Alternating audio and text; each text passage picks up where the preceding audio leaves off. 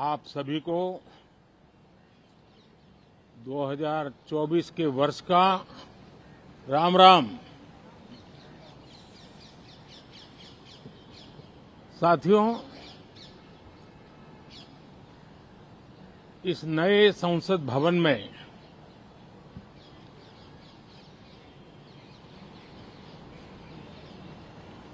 जो पहला सत्र हुआ था, उसके आखिर में इस संसद ने एक बहुत ही गरिमापूर्ण फैसला लिया था और वो फैसला था नारी शक्ति वंदन अधिनियम। और उसके बाद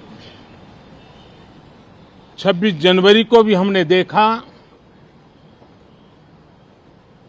किस प्रकार से देश ने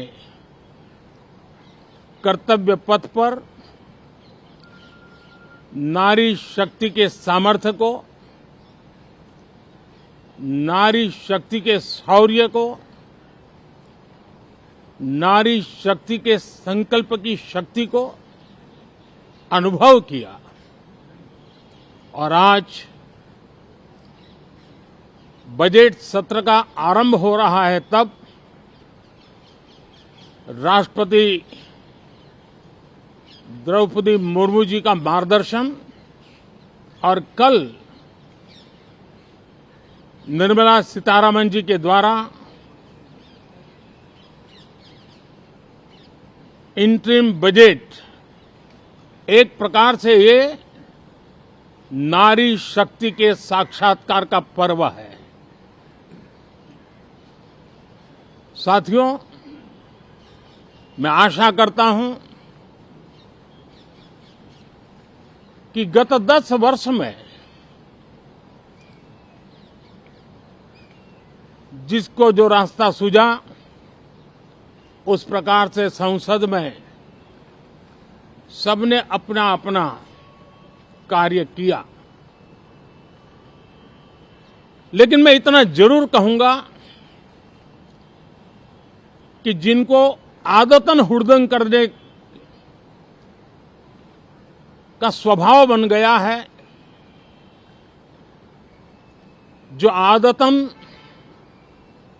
लोकतांत्रिक मूल्यों का चीरहरण करते हैं,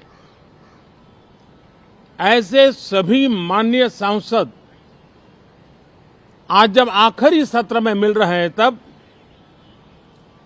जरूर आत्मनिरीक्षण करेंगे कि 10 साल में उन्होंने जो किया। अपने संसदीय क्षेत्र में भी 100 लोगों को पूछ ले, किसी को याद नहीं होगा, किसी को नाम भी पता नहीं होगा जिन्होंने इतना हुड़दंग हो हल्ला किया होगा। लेकिन विरोध का स्वर तीखा क्यों ना हो, आलोचना तीखी से तीखी क्यों ना हो, लेकिन जिसने सदन में उत्तम विचारों से सदन को लाभान्वित किया होगा, उनको बहुत बड़ा वर्ग आज भी याद करता होगा। आने वाले दिनों में भी जब सदन की चर्चाएं कोई देखेगा, तो उनका एक एक शब्द इतिहास की तवारीख बन करके उजागर होगा। और इसलिए जिन्होंने भले विरोध का किया होगा, लेकिन बुद्धि प्रतिभा का दर्शन कराया होगा, देश के सामान्य मानवी के हितों का कंसर्न दिखाया होगा,